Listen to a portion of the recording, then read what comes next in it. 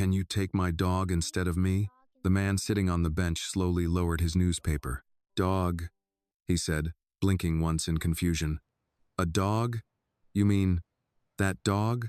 His eyes moved down to the tiny bundle tucked inside the girl's sweater. And why? He added, leaning back slightly. Would I have to take your dog instead of you? The late afternoon sunlight stretched across Riverside Park in long golden bands. Annie Carter stood a few steps in front of the bench. In her arms was a tiny golden puppy wrapped carefully inside her sweater. The puppy's nose poked out, twitching softly as it breathed. My family can't keep him, she said. The man studied her with mild curiosity. Oh, Annie nodded. My mom works a lot, she explained, and our apartment is really small. The building doesn't allow pets, and we don't have enough money for dog food or a doctor if he gets sick. She looked down at the puppy as she spoke. But I couldn't leave him there. Where did you find him? The man asked. By the sidewalk when I was walking home from school, Annie said. He was lying in the grass by himself. She pointed toward the edge of the park. He was making tiny crying sounds, like he was scared. The puppy stirred slightly in her arms, as if remembering. So, you picked him up, the man said. Yes. And brought him home. Yes. And your mother said no. Yes. Annie didn't sound angry about it, just sad. The man nodded slowly. That sounds like a responsible mother. Annie gave a small shrug. She felt bad too, she said. But we just can't take care of him the way he deserves. The puppy shifted again, pushing its tiny head further out of the sweater. Oh, Annie added suddenly, brightening a little. His name is Lulu. The man raised an eyebrow. Lulu? I named him, Annie said proudly. Because when I first picked him up, he made a little Lulu sound. The puppy gave a sleepy yawn, as if agreeing with the story. The man glanced at the dog again. Well, Lulu seems comfortable, he said. Annie nodded. He's really sweet. There was a short pause before she asked the question again. So will you take him? The man sighed softly. I'm afraid not. Annie blinked. Why not? The man folded his newspaper carefully and placed it beside him. I don't like dogs, he said calmly. Annie looked genuinely surprised. You don't? No. Why? The man hesitated briefly. When I was about your age, he said, a neighbor's dog bit me pretty badly. Annie's eyes widened. Really? Really? It hurt? Quite a lot. He rubbed his left forearm unconsciously where the faint scar still existed. So ever since then, he continued, I've stayed away from dogs. Annie looked down at Lulu. Well, Lulu is too little to bite like that. The man almost smiled. That may be true, he said. But I'm still not the right person. He gestured lightly toward the street beyond the park. There are animal shelters in the city. They help dogs find homes. Annie shook her head slowly. I thought about that. And? My friend at school said sometimes the shelters are very full, Annie said quietly. And sometimes dogs get scared there. She held Lulu closer. I don't want Lulu to be scared. The man studied her again. Well, maybe you could give him to someone else, he suggested. A neighbor, perhaps. Annie looked around the park. There were more people earlier, she said. And? They all walked away fast. The man nodded. So you picked me, he said. Annie nodded. You were sitting here by yourself. That's not much of a qualification. Annie tilted her head thoughtfully. You look like a good person. The man didn't respond to that. The puppy shifted again. Its tiny paw slipped out from the sweater sleeve and trembled slightly. The man noticed. Is Lulu cold? He asked. A little. The sun was dropping lower now, and the breeze carried a sharper chill. Annie walked over to the bench. Before the man could react, she gently placed Lulu into his lap. The movement was quick but careful. Lulu blinked up at him. For a moment the man froze. Every instinct from childhood told him to move away. But Lulu didn't bark. The puppy simply leaned forward and gave the man's hand a small lick. Then Lulu circled twice on the man's coat and curled into a warm ball. Within seconds, the puppy was asleep. The man stared down at the tiny dog. Its breathing was slow and peaceful. Annie watched his face. Then she said quietly, You know, you look like someone who doesn't have anyone sitting next to them. The man glanced up. Annie pointed at the empty space beside him on the bench. My grandpa used to say people shouldn't sit alone too much, she added. She gently pushed Lulu a little closer into his lap. It would be really nice, Annie said softly, If you had a friend to walk with. The wind moved through the trees again, scattering leaves across the path. The man sat very still. Instead, he sat on a park bench with a sleeping puppy named Lulu in his lap, while a little girl stood in front of him, waiting to see if he would change his mind. Lulu stirred slightly in Ethan Caldwell's arms. The tiny puppy had not moved much since Annie placed him there. Curled against Ethan's coat, he looked as though he had belonged there his entire life. Ethan looked down at the little animal with a mixture of confusion and reluctant curiosity. "Well," he murmured quietly, "this is not how I planned my afternoon." Across from him, Annie stood patiently with her hands folded behind her back. She didn't rush him. Children sometimes understood something. Adults forgot important decisions needed silence first. Lulu's ear twitched. Ethan hesitated, then slowly reached down and gently brushed his fingers across the puppy's head. The fur was soft, warmer than he expected. Lulu responded instantly, stretching his neck and letting out a tiny, satisfied sigh before pushing his nose deeper into Ethan's coat. Ethan froze. "That," he said quietly, glancing up at Annie, "was purely accidental." Annie smiled. "You're petting him." "I absolutely am not. You just did." Ethan looked back down at the puppy. "Well, maybe once."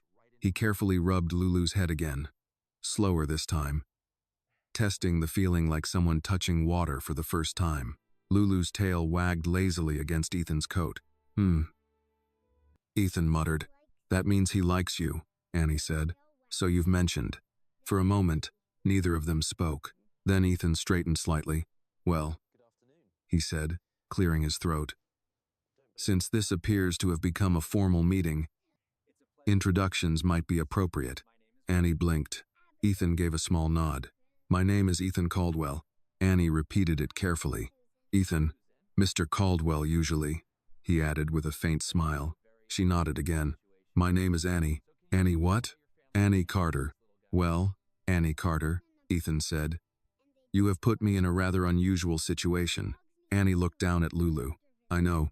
Ethan glanced back toward the path where joggers occasionally passed. "You mentioned earlier your family can't keep him." Annie nodded. "Our apartment building doesn't allow pets," she explained again. "And my mom says dogs need food, and doctor visits, and toys, and lots of time." All accurate statements. "She works 2 jobs sometimes." Ethan's expression shifted slightly. "What does your mother do?" "She helps people at the hospital," Annie said. "She says she's not the doctor, but she helps the doctors." "A nurse's aide?" "I think so." "That's hard work." Annie nodded. "That's why I can't ask her to take care of Lulu too." Ethan looked down at the puppy again. Lulu had now rolled slightly onto his back, exposing his tiny belly in complete trust. Ethan said, "You realize," he said slowly, "that taking responsibility for a dog is a serious commitment." Annie nodded. "I know." "And you believe I'm the right candidate for that commitment?" "Yes." "Based on what evidence?" Annie thought for a moment. "You didn't move him away." Ethan looked down again. "Well, he seems comfortable." Lulu shifted again and pressed his tiny paw against Ethan's hand. Without thinking, Ethan gently scratched behind the puppy's ear. Lulu let out a soft, happy grunt. Ethan glanced up quickly, realizing what he had just done. "That was also accidental," he said. Annie giggled. "You're getting better at it." Ethan shook his head. "You are a very persuasive young negotiator, Annie Carter. My teacher says I ask too many questions." "In my experience," Ethan said, "that's usually how smart people start." "My bus stop is near the corner," she said quietly. Ethan looked at her. "You take the bus home alone?" "Sometimes. And today? I walked." "Why?" "I wanted to make sure Lulu found someone." If this moment between Annie and Lulu touched your heart, please take a second to like this video and share your thoughts in the comments and tell us where you are watching from. Your support helps these stories reach more people. And if you believe kindness still matters, subscribe to the channel for more heartfelt stories like this. Ethan felt something tighten in his chest. The girl had carried this small animal across half the neighborhood just to make sure it would be safe. "That's a lot of responsibility for someone your age," he said. Annie shrugged. "He was smaller than me." Ethan chuckled softly. "That is a surprisingly logical explanation." They both looked down at Lulu again. The puppy was still sleeping peacefully in Ethan's lap. "Does Lulu always fall asleep this fast?" Ethan asked. He was scared earlier, Annie said. I think he feels safe now. Ethan considered that quietly. Safe. It had been a long time since that word meant anything to him. Annie, Ethan said after a moment, are you absolutely certain there isn't someone else who could take Lulu? Annie shook her head. I asked 2 people before you, and they said they were busy. Ethan nodded slowly. That sounded about right for most people in a city. Well, he said, glancing down at the puppy again. Lulu appears to have made his own decision. Annie smiled. He picked you. Ethan sighed. But there was a faint hint of amusement in his voice now. That may be the most irresponsible hiring process I've ever witnessed. Annie laughed softly. The sound was bright and honest. For a moment, Ethan simply listened. Then he looked down again at Lulu and gently stroked the puppy's back once more. The little tail wagged. All right, Lulu, Ethan murmured quietly. The puppy twitched in his sleep. I suppose we should discuss your future. Annie watched him carefully. Hope flickered across her face. The evening breeze rolled in from the lake, carrying the cool promise of night. The sun had almost reached the edge of the trees when Annie began walking toward the park gate. Ethan Caldwell remained on the bench. Lulu was still asleep in his lap. For a long moment, Ethan simply watched the small golden puppy breathe. The rhythm was slow and peaceful, completely unaware that his future was being quietly negotiated in the middle of Riverside Park. Ethan rubbed the back of his neck. Well, he muttered softly, this is a strange situation. Lulu's tail twitched. Ethan looked down again. The puppy had rolled slightly onto his side, one tiny paw resting against Ethan's wrist. Without really thinking about it, Ethan gently ran his fingers along Lulu's back again. The puppy let out a small, contented sound. Ethan stopped immediately. You're very manipulative for someone who weighs 3 pounds, he said quietly. Behind him, the park path crunched lightly. Ethan turned. Annie had stopped walking. She stood halfway down the path, looking back toward him. You're still petting him, she said. Ethan cleared his throat. I'm evaluating him. For what? For behavioral stability. Annie walked back a few steps toward the bench. And? Ethan glanced down again. Preliminary results suggest he is extremely lazy. Annie smiled. He had a big day. That's true. Ethan sat forward slightly. You know something, Annie Carter? What? You are very confident leaving a dog with a complete stranger. Annie shrugged. You told me your name. That does not qualify as a background check. But you told the truth. Ethan tilted his head. How do you know that? My mom says people who lie don't usually say their names first. Ethan let out a quiet laugh. Your mother sounds like a very practical person. She is. Lulu shifted again and pressed his nose deeper into Ethan's coat. Ethan glanced toward the park entrance. Do you live nearby? He asked. Annie pointed toward a row of apartment buildings beyond the street. Over there. That's a decent walk. I walk it every day. Ethan nodded. You're a brave kid. I had Lulu with me today. That helps. The wind drifted through the trees again. The sky above the lake had begun turning a deep amber. Annie stepped closer to the bench again. Do you travel a lot? She asked. Ethan looked up. Yes. For work? Yes. What do you do? Ethan thought for a moment. I move things. Like trucks? Yes. Big trucks? Very big trucks. Annie considered that carefully. My grandpa used to say trucks mean business. Your grandpa sounds like he understood the economy. Annie nodded proudly. He fixed engines. That explains it. Lulu suddenly stretched, waking slightly. The puppy blinked up at Ethan, confused for a moment. Then his tail began wagging. Ethan hid. Well, he said softly. Good evening to you too. The puppy licked Ethan's wrist. Once, then again. Ethan squinted at him. That is not an appropriate greeting protocol. Annie giggled. He's saying hello. He already said hello earlier. He likes saying it again. Ethan gently lifted Lulu a few inches and looked at him. You realize this is extremely irregular, he said to the puppy. Lulu responded by wagging harder. Ethan lowered him back into his lap. Annie watched carefully. You didn't give him back, she observed. That was a temporary repositioning. Sure. Ethan leaned back again on the bench. You know, Annie, I haven't owned a dog in my entire life. You said one bit you. Yes. Maybe Lulu is apologizing for that dog. Ethan paused. That is a surprisingly thoughtful interpretation. Annie looked down at the puppy. He looks sorry. Lulu sneezed softly. Ethan chuckled under his breath. Well, Lulu, he said, Your public relations strategy is impressive. Annie sat carefully on the far edge of the bench now. Ethan noticed but didn't comment. For a moment, the three of them simply sat there. The lake breeze carried the smell of water and autumn leaves. A man walked his golden retriever along the path nearby. Lulu lifted his head slightly to watch. Ethan noticed something then. The bench no longer felt empty. For years, Ethan had sat in parks, airports, boardrooms, and restaurants by himself without thinking about it. Solitude had become routine, efficient, predictable. But now there was a small girl beside him and a tiny dog curled against his coat. And somehow the quiet felt different. "Annie," Ethan said after a moment. "Yes. What happens if I say no?" Annie thought about that. "I'll keep looking." "For how long?" "Until someone says yes. And if nobody does?" Annie looked down at Lulu. Then she answered honestly, "Then I'll try again tomorrow." Ethan studied her face. There was no drama there, just determination. "You really don't want to leave him alone again," he said. "No." "Why?" Annie shrugged gently. "Because someone left him once already." The words were simple, but they landed heavily. Ethan looked down at Lulu again. The puppy had curled up once more, completely relaxed. Trusting, without thinking, Ethan began lightly scratching the puppy's neck. Lulu's tail thumped softly against Ethan's coat. Annie watched quietly. "You're getting good at that," she said. Ethan hid. "Yes," he admitted. "I appear to be improving." The sun slipped behind the trees.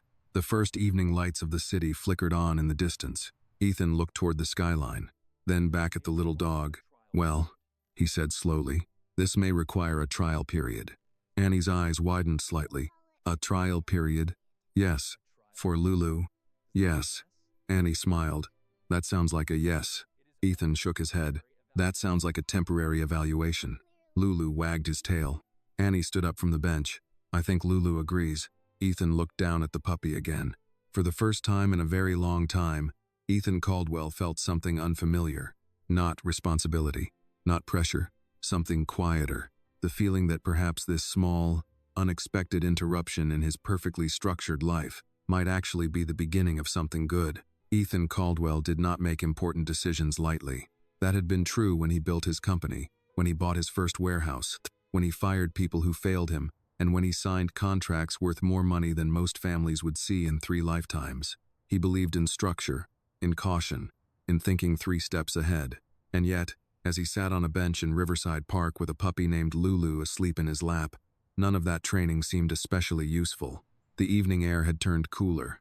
The last of the sunlight had faded from the lake, leaving the water dark and smooth beneath a pale sky. Streetlights had begun to glow along the path, soft and golden against the deepening blue.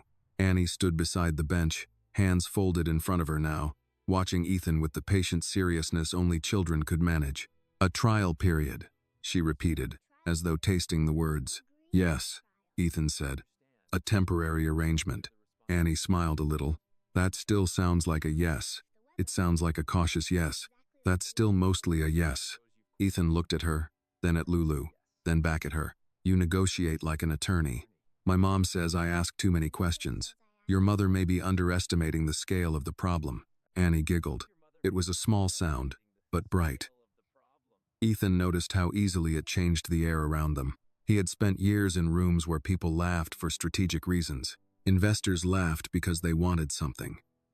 Reporters laughed because they needed warmth before asking for something sharp. Even charity board members laughed with careful timing, aware of who was in the room and who might write a check. But Annie's laughter had none of that in it. It belonged entirely to the moment. Lulu stirred again and lifted his head. His ears twitched as though he had just remembered where he was. He blinked up at Ethan, yawned wide enough to show a row of tiny white teeth, then placed both front paws on Ethan's chest and licked his chin before Ethan could move away. Ethan recoiled slightly. "Oh no," he said, wiping his face with visible alarm. "Absolutely not." Annie burst into laughter again. "He likes you a lot. That is not the interpretation I would choose." Lulu wagged his tail so hard his whole body moved with it. Ethan sighed and picked the puppy up carefully, holding him out in front of him for inspection. Lulu looked back at him with complete innocence. "You," Ethan said, "appear to have no understanding of personal boundaries." Lulu sneezed. Annie nodded as if this proved something. "He's little." He doesn't know the rules yet. That makes two of us, Ethan muttered. He lowered the puppy back into his lap, though a little more carefully this time, as if he were already learning where Lulu fit best. Annie took a small step closer. So, she said, what happens now? Ethan asked the question back to himself before answering her. What happened now?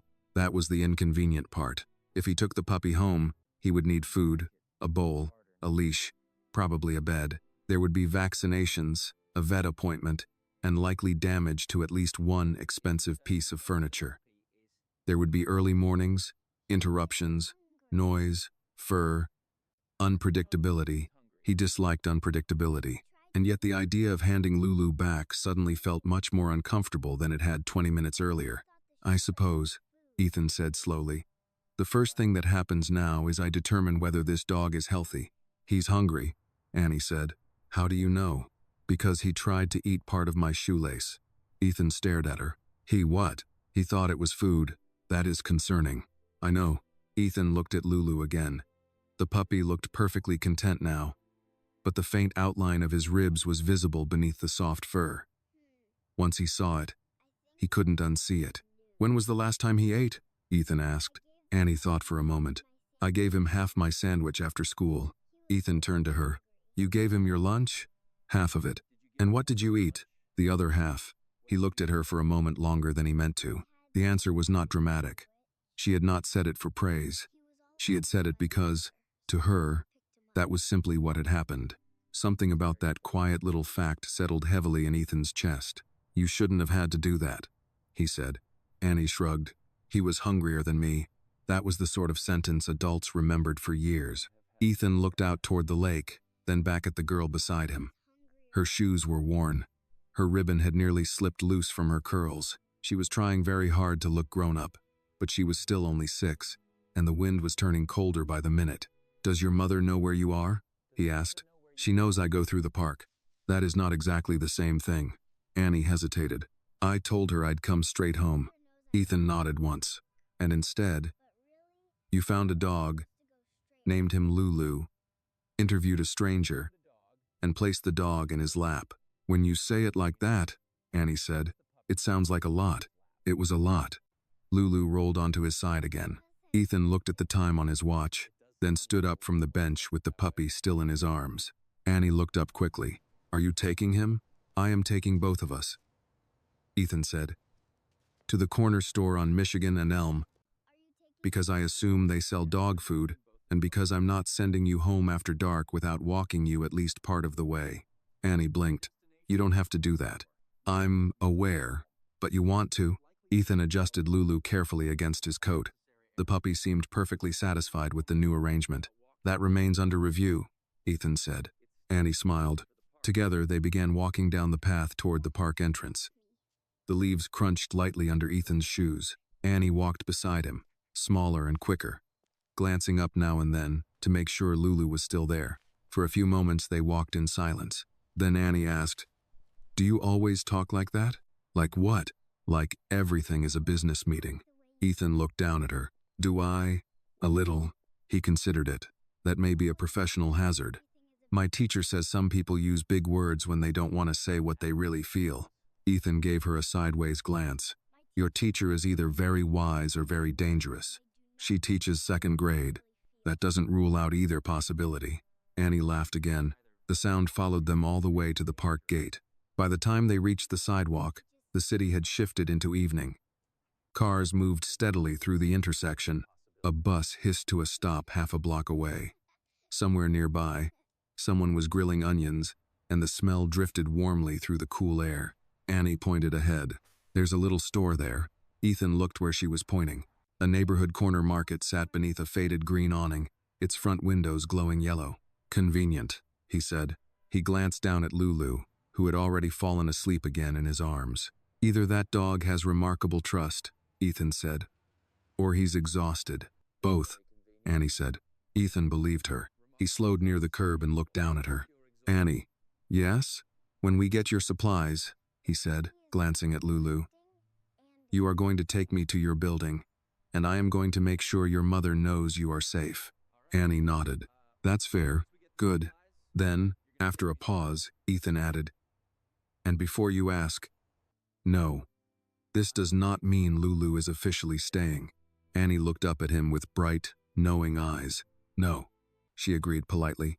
It just means you're buying him dinner. Ethan let out a quiet laugh he hadn't expected from himself. They crossed the street together beneath the first real lights of evening. A billionaire in a dark coat, a 6-year-old girl with too much heart for one small body, and a puppy named Lulu, who had somehow already begun rearranging both of their lives. The bell above the door of the corner market gave a tired little jingle when Ethan pushed it open with his shoulder. Warm air wrapped around them at once, carrying the mixed smells of coffee, detergent, overripe bananas, and the hot rollers turning near the counter. The store was narrow but bright, packed with shelves that seemed to lean slightly toward one another, as if they had been listening to neighborhood stories for years. Lulu stirred in Ethan's arms, blinked once, and then settled again against his coat. A woman at the register looked up over her glasses. Well, she said, her gaze landing first on Annie, then on Ethan, then finally on the puppy. That's a picture. Annie smiled politely. Ethan inclined his head, not entirely sure what response that kind of sentence required. The woman behind the counter recognized Annie immediately. Hey, sugar. Your mama working late again? Annie nodded. Yes, ma'am. The woman looked at Ethan once more, curious but not unfriendly. In neighborhoods like this, people noticed everything. They noticed shoes, posture, voices, and who walked in with whom. Ethan could almost feel the weight of the questions she was too polite to ask. Instead, she only said, Dog food's aisle 3. Pet bowls are near the back. Thank you, Ethan replied. He started toward the aisle, then glanced at Annie. You seem to know everyone. Annie followed beside him. Miss Bernice knows everybody. That appears efficient. She also knows who steals chips. I imagine that's a useful civic function. Annie giggled softly. Aisle 3 contained exactly 4 kinds of dog food. 2 of them in dented cans, and 1 clearly intended for dogs much larger than Lulu. Ethan stared at the shelf with the expression of a man reviewing an unfavorable contract. Do puppies eat regular dog food? He asked. I think they eat little food, Annie said. That is not medically specific. Lulu opened one eye as if to suggest he was willing to be flexible. Ethan picked up a bag decorated with a cartoon spaniel. Chicken and rice formula, he read. That sounds reasonably harmless. Annie peered at the label. It says puppy. Then that seems promising. He placed the bag beneath one arm and continued down the aisle. They found 2 stainless steel bowls, a small bag of soft treats, a red leash, and after a brief debate, a tiny red collar. Annie's face brightened when she saw it. You remembered. I remember that you said red means he belongs. It does. Ethan glanced down at the collar in his hand. It was simple, cheap, nothing like the carefully selected objects in his home, each one chosen by designers or assistants or people who believed beauty should look expensive. Yet the little red collar seemed to carry more meaning than half the things in his penthouse. He added it to the basket. By the time they reached the register, Lulu had finally woken up for good. He sat up in Ethan's arms and looked around with sleepy curiosity, then tried to chew the edge of Ethan's coat button. That, Ethan said, gently redirecting the puppy's mouth, is Italian wool. You are not qualified to eat it. Miss Bernice gave a low chuckle as she rang up the items. He's cute enough to get away with a lot, she said. That is my concern, Ethan replied. Annie leaned on the counter slightly. Can Lulu have a little cup of water? Miss Bernice smiled. For that face? Of course he can. She disappeared behind the counter and came back with a paper cup half full of water. Lulu drank as if he had been waiting all day for permission. Ethan watched him for a moment. Hungry and thirsty, he said quietly. He must have been out there longer than we thought. Annie nodded, her voice softer now. I know. Miss Bernice placed the receipt in the bag, then looked at Ethan more directly. You walking her home? Yes, Ethan said. She gave one brief nod, apparently satisfied. Good. No more questions than that. Something about her tone struck him. It was not approval exactly. It was neighborhood accountability. A quiet kind. The sort that said, we see each other here. We pay attention. As they stepped back outside, the evening had deepened into that blue-gray hour when city lights begin to matter. Cars moved through the intersection with steady purpose. Apartment windows glowed above the street. Somewhere farther down the block, a radio played old soul music through an open storefront. Annie pointed down the sidewalk. This way. Ethan adjusted the bags in one hand and Lulu in the other. The walk was not long, but it crossed a line he rarely crossed anymore, not physically, but socially. He had spent years moving through private garages, private elevators, private offices, private dinners. Even his acts of generosity were usually filtered through foundations, boards, or carefully managed checks. Walking beside Annie through her neighborhood in the evening with dog food in one hand felt strangely more real than most of those efforts ever had. They passed a laundromat with fogged windows, a barber shop nearly closed for the night, and a church sign out front reading, "Hold on. Joy still comes in the morning." Ethan noticed Annie reading the sign as they passed. "Do you go there?" he asked. "Sometimes. With your mother?" "Yes. What do you like about it?" "The singing," Annie said. "And the old ladies who hug too hard." Ethan glanced at her. "That sounds memorable. They smell like flowers and peppermints." He found himself smiling at that. A few doors later, Annie slowed in front of a brick apartment building with chipped paint around the buzzer panel and one porch light flickering weakly above the entrance. "We're here." Ethan looked up at the building. Not dangerous, not broken, just tired. The kind of place that held people working harder than the walls suggested. "You live on which floor?" "Second." He nodded. Inside, the hallway smelled faintly of cooking oil, bleach, and old radiator heat. Their footsteps echoed on the narrow stairs. Annie reached the landing and stopped at a blue-painted door with a brass number 2B hanging slightly crooked. She looked up at Ethan. "My mom might be embarrassed." "About what?" "The dog stuff. Or me asking you." Ethan considered that. "I'm not here to embarrass her." Annie nodded once and unlocked the door. The apartment was small but neat. A lamp glowed beside a worn couch. On the tiny kitchen table sat a stack of unopened mail, a mug with dried coffee at the bottom, and a folded pair of scrubs. A casserole dish covered in foil rested near the stove, probably left by a neighbor or church friend. The television was off. The silence carried the shape of exhaustion. "Mom?" Annie called. No answer. Annie set the new supplies carefully by the wall. "She's not back yet." Ethan checked the time. "How late does she usually work?" "Sometimes 7. Sometimes later if somebody calls out." He frowned slightly. "You're here alone?" Annie nodded, then added quickly, "Just for a little while. Miss Ruth from downstairs checks on me." As if summoned by name, there was a knock at the door. Annie brightened and opened it. A woman in her late 60s stood there in house slippers and a long cardigan, holding a plate covered with another sheet of foil. "Well, there you are," she said. "I was about to come looking." She stopped when she saw Ethan, and then Lulu. Her eyebrows rose. "Well now," she said, taking in the entire scene with one practiced glance. "This is not what I expected." "Miss Ruth," Annie said quickly, "this is Ethan Caldwell, and this is Lulu." The dog introduced himself already, Miss Ruth said dryly. Ethan shifted the bags to his other hand and offered a courteous nod. "Good evening." Miss Ruth looked from his coat to his shoes to his face, then back to Annie. She was doing exactly what Miss Bernice had done, taking inventory, measuring intent. Finally, she stepped inside. "I'm Ruth Palmer," she said. "I live downstairs. Danielle asked me to keep an ear out when she gets double shifts." "That seems wise," Ethan replied. "It usually is." Lulu, traitorously social, wagged at her too.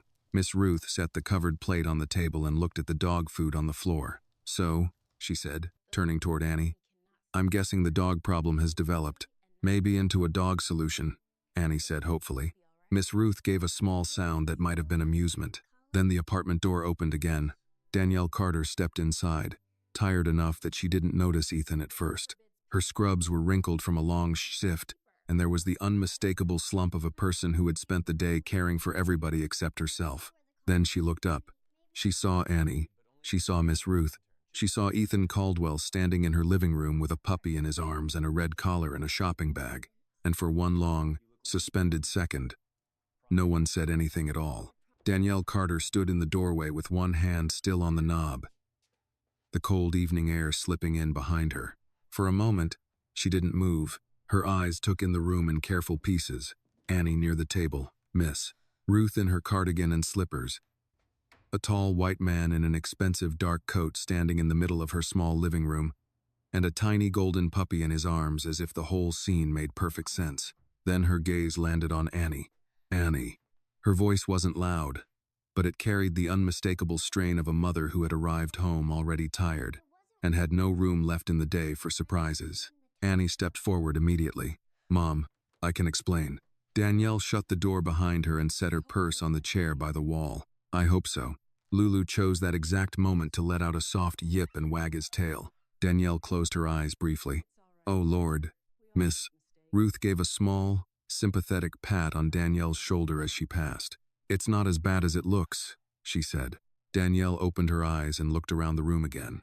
"It looks like my 6-year-old brought home a dog, recruited a stranger, and somehow turned this apartment into a rescue mission." Miss Ruth tilted her head. "Well," she said, "when you put it that way, that's not entirely inaccurate." Despite herself, Danielle almost smiled. Almost. Then she looked at Ethan. He noticed at once what exhaustion had done to her. The careful way she held herself upright. The faint compression marks on the bridge of her nose from a mask worn too long. The dry ache in her eyes. She was a woman who had spent all day tending to other people's needs and had come home expecting at least one thing to be simple. Instead, she found him. Ethan inclined his head politely. "Good evening. My name is Ethan Caldwell." Danielle's expression shifted very slightly. She knew the name, not because she followed business news, but because Chicago was the sort of city where certain names floated through conversations whether people wanted them to or not. Hospitals got supplies from companies like his. Neighborhood development meetings mentioned men like him. People with money had a way of existing in the edges of everybody else's lives. Still, she did not seem impressed. She just looked at Annie. "You met Mr. Caldwell where?" "In the park." Danielle slowly turned back toward Ethan. "In the park?" "Yes. With my dog," Annie added quickly, as if that detail improved matters. Danielle pressed 2 fingers briefly to her forehead. "Annie." "He's not our dog," Annie said, then corrected herself with quiet sorrow. "He can't be." Danielle let out a tired breath. "Baby, I told you that for a reason." "I know. Then why is he here?" The room went quiet for a beat. Annie looked at Lulu, then at Ethan, then finally at her mother. "Because I didn't want to leave him with just anybody." Danielle's face softened, despite the fatigue. That, Ethan noticed, was the dangerous part of Annie. She didn't argue like a child. She loved like one plainly, completely, with no strategy at all. It made resistance harder than it ought to be. Danielle looked at Ethan again. "I'm sorry she dragged you into this." "She didn't drag me," Ethan said calmly. She asked. Miss Ruth made a low sound in the back of her throat that might have meant, "Fair enough." Danielle slipped out of her coat and laid it over the chair. Her movements were slow now, measured by tiredness. "Annie, why don't you wash your hands?" "I already did." "Then wash them again." Annie understood what that meant. Grown-up conversation. She nodded and disappeared into the tiny bathroom off the hallway. Danielle waited until the water ran before she spoke again. "Mr. Effett Caldwell, thank you for walking her home. That was kind.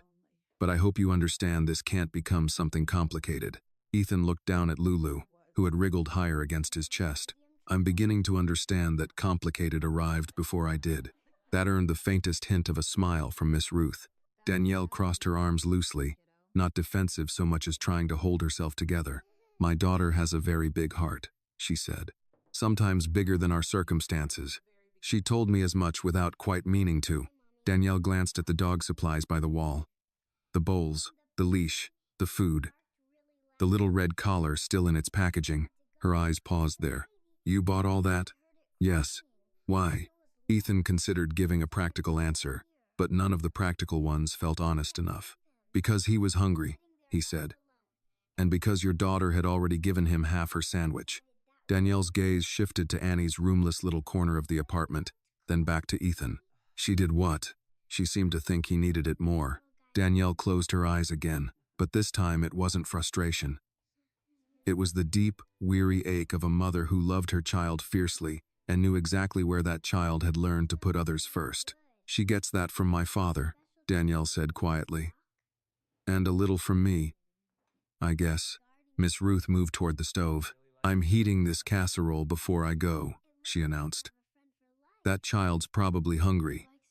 And so are you. Danielle opened her eyes. You don't have to do that. Hush, Miss Ruth replied. That's why the Lord made old women in ovens. Ethan almost smiled. Danielle noticed. The expression on her face shifted again, just slightly, as though she had expected stiffness from him. Distance, maybe, but not warmth. From the bathroom, Annie called out, Mom, am I in trouble? Danielle exhaled. We'll discuss the meaning of trouble later. Okay. The faucet shut off. Danielle looked back at Ethan. What exactly did Annie say to you? The truth of it sounded strange even now. She walked up to me in Riverside Park holding the puppy and asked, Can you take my dog instead of me? Danielle stared at him. Then she laughed once under her breath. The tired kind of laugh that comes from recognition. That sounds exactly like Annie. She also told me I looked lonely. Danielle's eyebrows lifted. Oh, she did. Did she? She did. And did you? Ethan paused. The apartment was small enough that silence felt immediate in it. Not empty. Just honest. The table had scratches from daily use. A church calendar hung on the wall. One kitchen drawer didn't close all the way. There was something deeply uncurated about the room. And for perhaps the first time that day, Ethan did not feel the need to perform competence inside it. Yes, he said finally. I suppose I did. Danielle studied him for a moment. Not his coat, not the watch, not the name. Him. She notices things, Danielle said. More than I'd like sometimes, I had the impression. Annie reappeared in the doorway, hands damp, face expectant. Am I still in medium trouble or big trouble? Miss Ruth laughed outright this time. Danielle looked at her daughter and let some of the steel leave her shoulders. Medium, she said. Annie nodded solemnly. That's fair. Then her eyes drifted to Lulu. The puppy saw her and instantly began wagging, nearly launching himself out of Ethan's arms. Annie smiled so quickly it was like watching a light turn on. Ethan noticed Danielle see that too. There were many kinds of poverty in a city like Chicago. Money was only one of them. There was the poverty of time, of rest, of help, of margin. Danielle Carter seemed familiar with all of them. But one thing was unmistakably rich in this room. The love between mother and daughter. Danielle sat down heavily at the table. All right, she said. Tell me exactly what happened from the moment she found him. So Annie did. She told it in pieces, with interruptions and gestures. While Miss Ruth spooned casserole onto plates, and Lulu alternated between wriggling toward Annie and settling deeper into Ethan's hold. Annie described the crying sounds in the grass, the walk home, her mother saying no, the trip to the park, the lonely man on the bench, and the moment Lulu apparently made his own decision. When she got to the part about placing the dog in Ethan's lap, Danielle closed her eyes and shook her head. That was very bold. I was helping, Annie said. You were improvising. It worked. Danielle looked at Ethan. He answered the question she hadn't asked. Yes, he said. It did. Another quiet settled over the room, this one warmer than before. The casserole smelled like cheese and pepper, and the sort of comfort that came from making one dish stretch farther than it should. Lulu had finally calmed enough to let Ethan place him gently on the kitchen floor, where he immediately toddled toward Annie's shoes and sat on them as if guarding something precious. Annie looked down, delighted. He likes staying near people. He does, Ethan said. Danielle followed the puppy with her eyes. Then she looked at the dog food, then at the little red collar, then back at Ethan. You really were serious. I'm not in the habit of buying supplies, ironically. That won a real smile from Miss Ruth, and, to Danielle's visible annoyance, the corner of Danielle's own mouth twitched too. Outside, somewhere down the block, a siren passed and faded. Inside, the apartment felt smaller than before, but not in a bad way. More occupied, more alive. Danielle rested her forearms on the table. Mr. Caldwell, she said carefully. I don't know what Annie expected when she walked up to you in that park. But I do know this, we can't keep that dog here.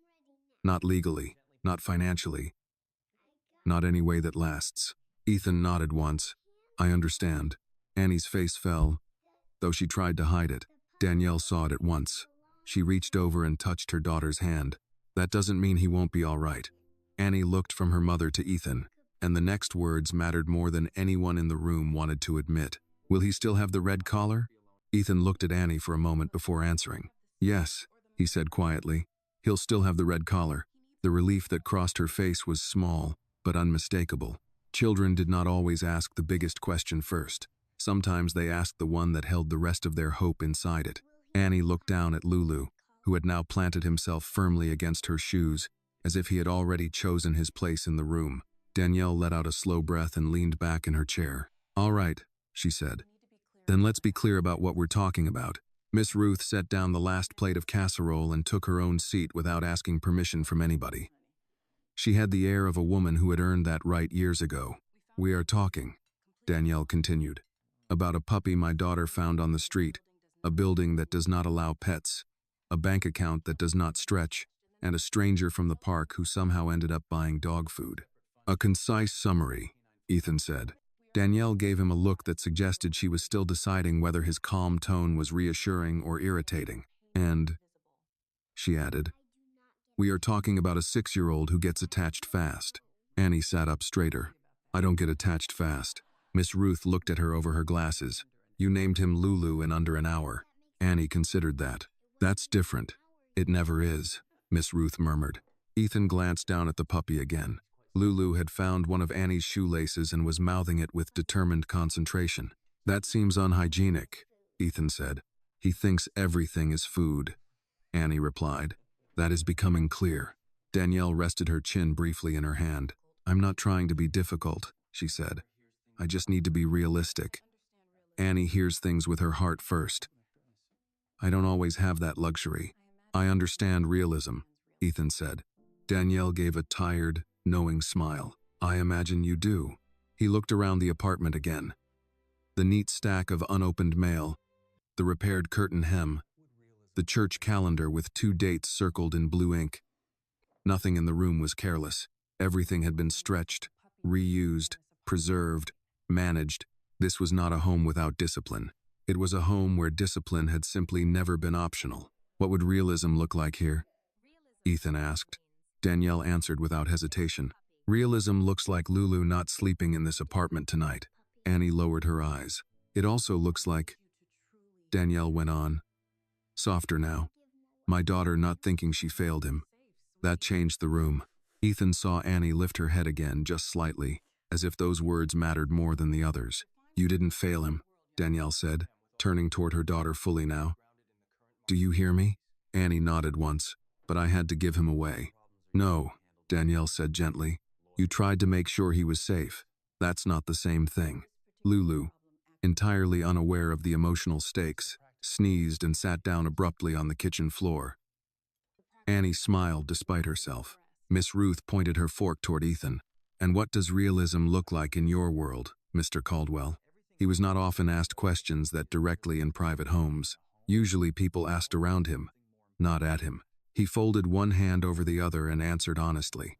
In my world, realism usually means I can solve a problem with money, lawyers, or logistics. Miss Ruth nodded. And can you solve this one that way? Ethan looked at Lulu, then at Annie, then at Danielle. Yes, he said. The practical part of it, certainly. Danielle's gaze sharpened a little. The practical part. Yes. And the rest? He considered that. The rest, he said slowly, depends on whether Lulu is simply a dog in need of a home, or whether he has already become something more important than that. Nobody spoke for a moment. Annie reached down and scooped Lulu gently into her lap. The puppy immediately settled against her as if returning to a place he understood. He's not just a dog, she whispered. Danielle looked at her daughter with that complicated mixture. Only mothers seemed able to manage love, worry, pride, and grief all folded into one expression. I know, she said. The casserole sat warm on the plates now. Miss Ruth began serving Annie before anyone could object. Eat, she said. Nobody makes wise decisions hungry. That, Ethan said, is the soundest policy statement I've heard all day. Miss Ruth handed him a plate too. He looked at it as if unsure what to do. Go on, she said. You bought the dog food. Least we can do is feed the man. Danielle shook her head a little, almost smiling. You don't have to stay. Ethan glanced from her to Annie, and then to Lulu. I think I do. At least until we've settled what happens next. Danielle studied him. There was caution in her, and not without reason. Men with money often arrived in other people's lives with solutions that felt more like control. Offers could become obligations. Kindness could turn condescending very quickly. Ethan recognized the look because he had earned versions of it from many people before, so he kept his tone careful. I'm not here to override you, he said. He's your daughter. You make the decision. I'm only saying the puppy won't go hungry tonight. That landed better. Danielle took a seat again and accepted the plate Miss Ruth placed in front of her. All right, she said quietly. Then maybe we start there. They ate. For a little while, the apartment sounded like forks against plates. A chair shifting across old linoleum, Annie whispering things to Lulu between bites. Ethan had not eaten casserole in years. The food was simple and hot and deeply familiar in a way he had forgotten food could be. It tasted like school nights, church basements, weathering things together. Not elegant, not curated, just honest. Miss Ruth watched him notice that and gave a small nod, as if confirming some private suspicion about him. Annie looked up midway through dinner. If Lulu stays with Mr. Caldwell, she asked. Can I still see him? Danielle set down her fork. Annie. No, that's a fair question, Ethan said. Danielle glanced at him. He continued. If Lulu stays with me, then yes. I think seeing him would be good for both of you. Annie brightened immediately. Really? Yes. How much? Ethan almost smiled. That would depend on schedules, school, and what your mother is comfortable with. Annie turned to Danielle at once. I'm comfortable with a lot, Danielle said dryly.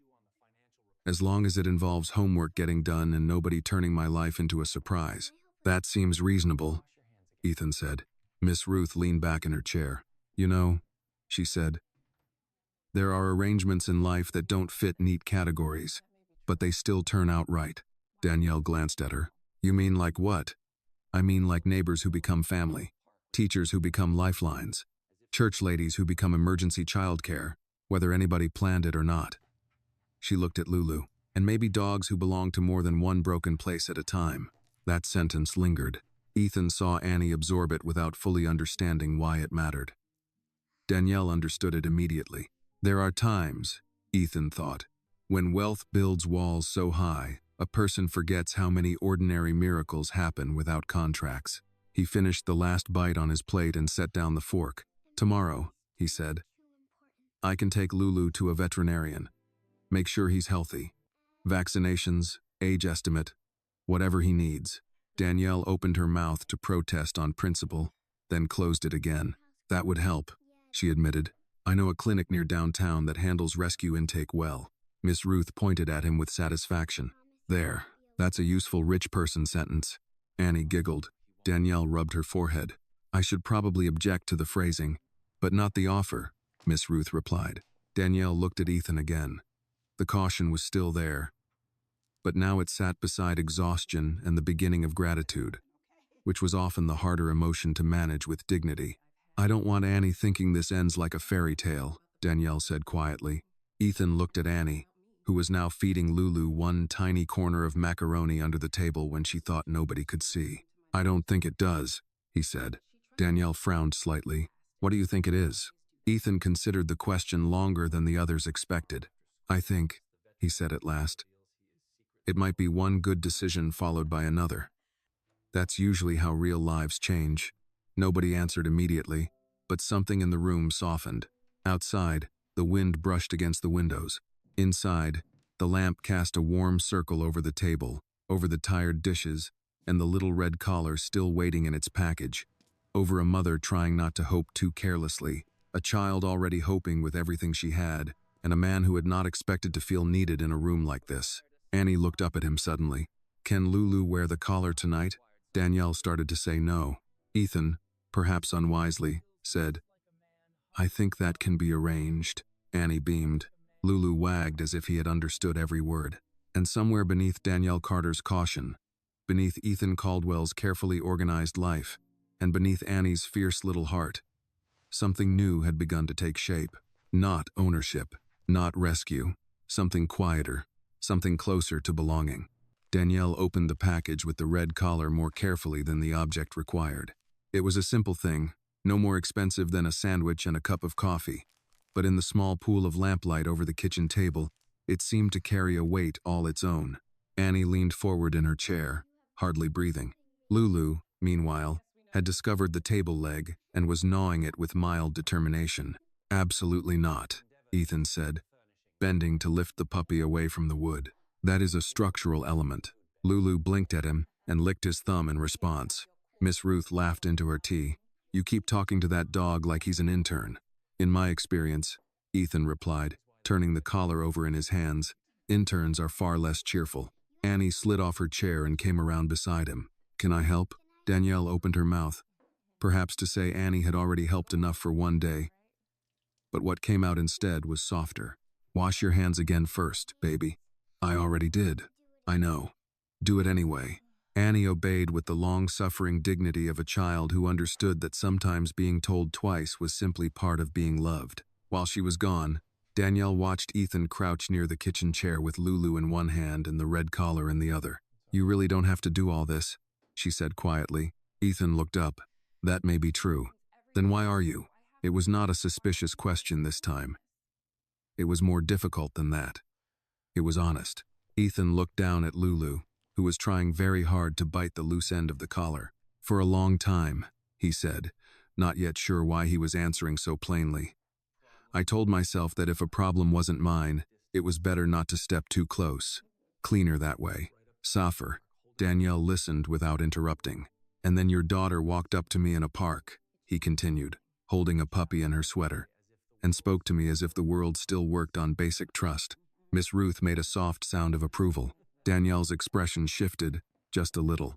"That'll do it," she murmured.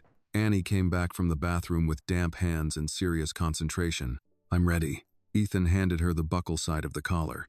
"Very well," he said. "You may assist." Together, they fastened the red collar around Lulu's small neck. The puppy sat remarkably still for a creature who had shown no respect at all for table legs, shoelaces, or expensive coat buttons. When it was done, Annie leaned back and smiled with the kind of satisfaction only children and artists seemed able to produce. "He looks like he belongs now," she whispered. The room went quiet again. Belonging. It was a dangerous word in certain kinds of lives. For people who had too little, it could mean risk. For people who had too much, it could mean responsibility. Ethan knew enough to recognize both. Lulu shook once, making the little metal tag ring faintly against the buckle. Then he trotted in an uncertain circle, clearly aware that something about him had changed. Miss Ruth nodded. "Well," she said, "he's official enough for one night." Danielle glanced at the clock on the stove. It was later than she liked Annie to be up on a school night. Ethan could see that calculation moving behind her eyes, the endless arithmetic of a single mother. Bedtime, dishes, tomorrow's lunch, morning alarm, bus money, clean socks, one more load of laundry if she still had the energy. "I should get Annie settled," she said. Annie immediately looked worried. "Do I have to go to bed right now?" "You have school tomorrow." "But Lulu will still exist in 10 minutes. Annie considered this and seemed reluctantly willing to accept it. Ethan stood, brushing a little puppy fur from his coat. He was startled by how natural that motion already felt. "I should go as well," he said. Annie turned quickly. "Are you taking him now?" The question landed in the room with more force than its size suggested. Danielle looked at Ethan, waiting. He glanced down at Lulu, who had now curled around one of Annie's shoes as if he had appointed himself her personal guardian. Not rescue, he thought again. Not ownership. Something messier and more human than either. "I think," Ethan said slowly, "for tonight, it would be better if Lulu came with me." Annie's fingers tightened around the edge of the table. Danielle saw it immediately and stepped closer to her daughter. "Baby." But Annie wasn't crying. Not yet. She was doing something far harder. She was trying to be brave before the sadness arrived. "Because of the apartment," she said quietly. "Yes," Danielle answered. "And because if the landlord sees him..." "Yes." Annie nodded once, absorbing the logic she had already known from the beginning. Then she crouched down and picked Lulu up. The puppy wriggled happily, unaware that he was becoming the center of a child's first serious practice in letting go. Annie buried her face briefly against his neck. "You have to be good," she whispered to him. "Don't chew things that matter." Ethan almost smiled. "That advice may come too late." Annie stroked Lulu's ears. "And don't cry if it's too quiet." The room grew still. That sentence was not really for the dog. Danielle's face changed when she heard it. Miss Ruth looked down into her tea. Ethan felt something in his chest pull tight in a way he was not accustomed to. Annie lifted her eyes to him. "Do you have a quiet house?" Ethan answered truthfully. "Yes." She nodded as if she had expected that. "Then maybe talk to him sometimes." Ethan took Lulu carefully from her arms. The puppy looked from one face to another, then settled against Ethan's chest with alarming ease. "I can do that," Ethan said. Annie looked at the red collar one more time and reached up to straighten it. "Do you promise he won't be by himself all night?" Danielle started to intervene, perhaps to say that adults should not make promises they were not certain they could keep. But Ethan answered before she could. "I promise." It was a small word, spoken in a small apartment over a sleeping neighborhood, but Ethan felt it land with unusual gravity. He did not make promises lightly. Somewhere along the line, success had taught him that certainty was best left to contracts and weatherproof materials. Yet this promise felt cleaner than most agreements he had ever signed. Annie seemed to know that too. She gave one short nod, as if filing the promise away where she kept things that mattered. Miss Ruth stood and began gathering plates. "Well," she announced, "if this isn't the strangest Tuesday I've had in months, it's at least the sweetest." Danielle walked Ethan to the door while Annie knelt on the floor, giving Lulu one final series of whispered instructions about blankets, breakfast, and what kind of people were safe. At the door, Danielle lowered her voice. "She's going to ask about him before she asks about me tomorrow morning." "I suspect that's true," Ethan said. A tired smile touched her face. "She doesn't mean it in a hurtful way." "I know." Danielle looked at Lulu, then back at Ethan. "I don't know what this is yet." "Neither do I. And I'm not in the habit of letting strangers into my daughter's life." "That seems wise." She studied him for a moment. Not the billionaire, not the public name, just the man standing in her hallway with a puppy wearing a red collar. "She trusted you fast," Danielle said. "I noticed. She doesn't always." That mattered. Ethan understood that much, even without asking why. "I'll bring him by the park tomorrow after school," he said, "assuming the veterinary appointment doesn't reveal he's secretly a wolf." Danielle let out a tired laugh. That would be inconvenient for all involved. Her hand rested on the doorknob, but she didn't open it yet. "Thank you," she said quietly. It was not dramatic. It was not the kind of thank you people rehearsed. It came from deeper than that. From the narrow place where dignity and exhaustion learned to stand side by side. Ethan inclined his head. "You're welcome." When he finally stepped into the hallway, the building felt quieter than before. Not empty, just winding down into itself. Below, somewhere on the first floor, a television played softly. A child laughed in another apartment. Pipes clicked behind the walls. Lulu lifted his head once, taking in the unfamiliar sounds, then tucked his nose beneath Ethan's chin. By the time Ethan reached the sidewalk, the city had become all evening. Streetlights glowed amber along the block. The air smelled faintly of cold brick, car exhaust, and someone frying onions a few buildings over. His driver was not here. His schedule had not anticipated any of this. He would need to either call the car service or walk farther than he had intended. Instead of annoyance, he felt something stranger. Reluctance. Not to leave the neighborhood. To leave the feeling of it. He looked down at Lulu. The puppy blinked up at him from inside the fold of his coat, the red collar bright against the pale gold of his fur. "Well," Ethan said quietly as he started walking toward the avenue, "you appear to have acquired a second life before dinner." Lulu licked the edge of his jaw. Ethan said, "Yes," he murmured. "And perhaps I've acquired something too." Above him, the windows of the city glowed one by one in the dark, each one holding a separate life, a separate story, a separate loneliness. For years, Ethan Caldwell had passed through those lights as if they belonged to another species of people. Tonight, carrying a puppy named Lulu through the cold Chicago air, he felt if only for a moment less like a man above the city and more like a man inside it. And in apartment 2B, a 6-year-old girl was climbing into bed knowing that somewhere, in a quiet house she had never seen, something she loved was not alone.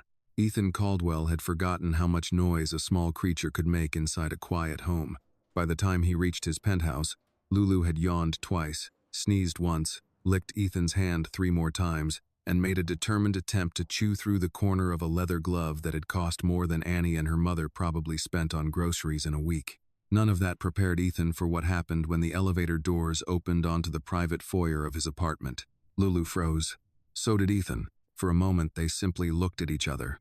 The penthouse spread behind Ethan in its usual immaculate silence, soft recessed lighting, polished wood floors, clean lines, a city view arranged like framed glass beyond the windows. It was the kind of home interior magazines described as elegant, restrained, intentional.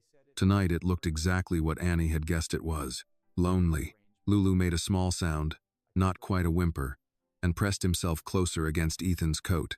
Ethan stepped inside and the automatic lights brightened.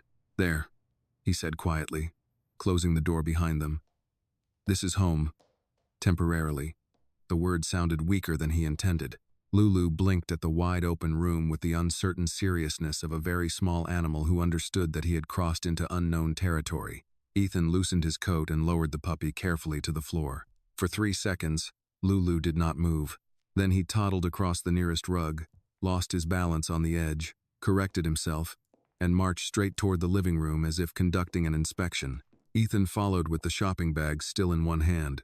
"No," he said as Lulu disappeared behind the couch. "You do not get to own the place before I do." A moment later, the puppy popped back out, triumphant and entirely pleased with himself. Ethan set the dog food in bowls on the kitchen island and looked around his apartment with new eyes. Earlier that morning, the place had seemed orderly, predictable, controlled. Now it looked like a museum waiting for trouble.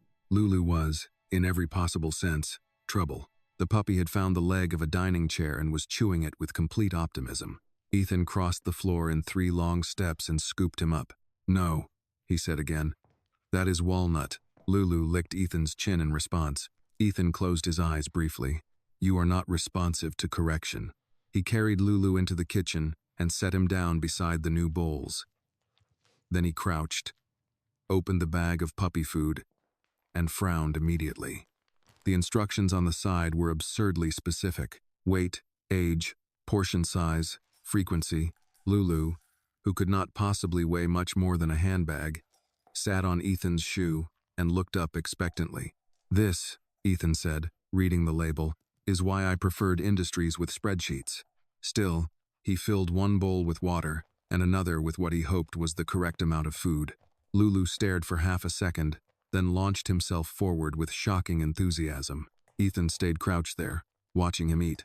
The puppy did not chew with grace. He attacked dinner like someone working through old trust issues. Little paws braced against the floor, tail wagging in relentless gratitude. Lulu devoured every piece as if the bowl might vanish without warning. Something about that hurt to watch, not because it was dramatic, because it wasn't. Hunger rarely announces itself with violins. More often it shows up as a small dog eating too fast in a stranger's kitchen. Ethan reached for the water bowl and nudged it a little closer. "Slow down," he muttered. Lulu ignored him completely. When the food was gone, the puppy drank water with equal seriousness, then sat back on his haunches and looked up as if to say, "Now what?" Ethan leaned against the cabinet for a moment, arms folded. Now what? Indeed, he should have called someone.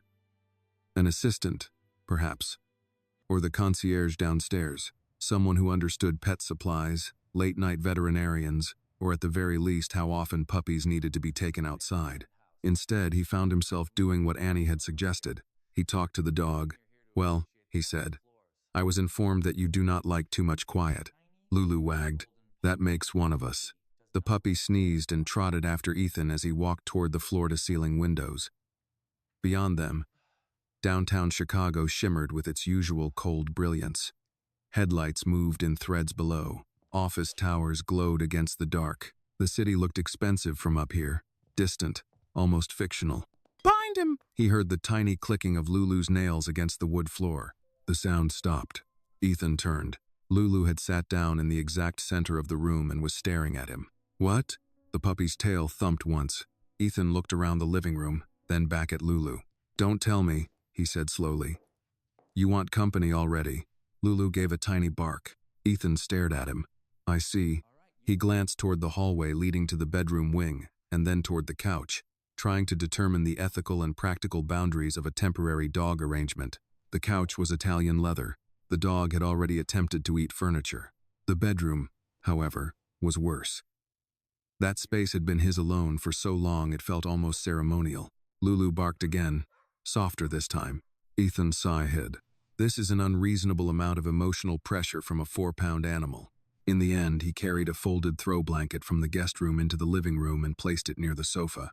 There, he said. A respectable compromise. Lulu sniffed it politely. Then, ignoring the blanket entirely, he waddled over to Ethan's shoes and sat on one of them. Ethan looked down. No. Lulu remained. Ethan sat on the couch. Lulu immediately climbed onto his foot, turned in 2 tiny circles, and curled up there. For a long time, Ethan did not move. The television stayed off. His phone buzzed twice somewhere on the kitchen counter, messages from people who expected decisions, confirmations, numbers. He ignored them. Below the windows, the city continued moving in perfect indifference. And there, in the middle of his elegantly designed silence, sat one exhausted man and one sleeping puppy wearing a cheap red collar that somehow made the entire room look less cold. Ethan leaned back slowly. He thought of Annie in apartment 2B, likely asking her mother at least 3 more questions before bed. He thought of Danielle's tired face, Miss Ruth's steady eyes, the casserole, the church calendar on the wall, the way Annie had said, "Don't cry if it's too quiet." That sentence had stayed with him all the way home. He looked down at Lulu. "It is quiet here," he admitted. The puppy opened one eye, then closed it again. Ethan rested his head against the back of the couch. "When I was a boy," he said into the silence, surprising himself with the confession, "my mother used to leave the radio on in the kitchen at night." Lulu twitched an ear. She said houses sound less empty when something is speaking softly in another room. He hadn't thought about that in years. Not his mother's voice, not the old kitchen, not the creak of floorboards in the house in Evanston before ambition and adulthood and success had stripped life down into polished surfaces and efficient schedules. Lulu made a tiny snoring sound. Ethan looked down and, very carefully, rested one hand against the puppy's side. Warm, alive, trusting. He had spent most of his adult life around people who trusted him only when contracts made it worthwhile. Investors trusted returns. Employees trusted salaries. Reporters trusted nothing. Even affection, when it came, often arrived, negotiated. But this creature had known him for less than 3 hours and already slept on his foot as if that were the most natural thing in the world. The thought was both absurd and strangely humbling. His phone buzzed again. This time he stood, reached for it, glanced at the screen, and silenced it without reading the messages. When he turned back, Lulu was awake and looking at him. "Do you need something?" Ethan asked. Lulu yawned. Then, with unshakable confidence, he trotted toward the hallway and stopped, waiting. Ethan stared at him. "No." Lulu stayed where he was. "No," Ethan repeated. "You are not dictating room assignments." Lulu wagged once. Ethan rubbed a hand over his face. "This is exactly how standards collapse." Still, he followed. The puppy led him down the hall, into the bedroom, and immediately toward the side of the bed. There he sat, looking up expectantly. Ethan looked at the dog, then at the bed, then back at the dog. "Absolutely not." Lulu sneezed. Ethan turned on the bedside lamp, retrieved another folded blanket from the linen closet, and arranged it on the floor near his side of the bed. "That is as far as I'm willing to compromise." Lulu inspected the blanket, and, to Ethan's astonishment, accepted it. Within seconds he was curled into a golden comma, asleep again.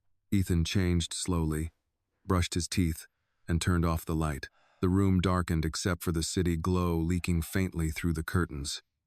He climbed into bed and lay there, staring at the ceiling. The apartment no longer sounded empty. It sounded different. Not louder, exactly, just occupied. After a while, he heard the soft shift of Lulu turning in his sleep. Then the faint ring of the little tag against the red collar.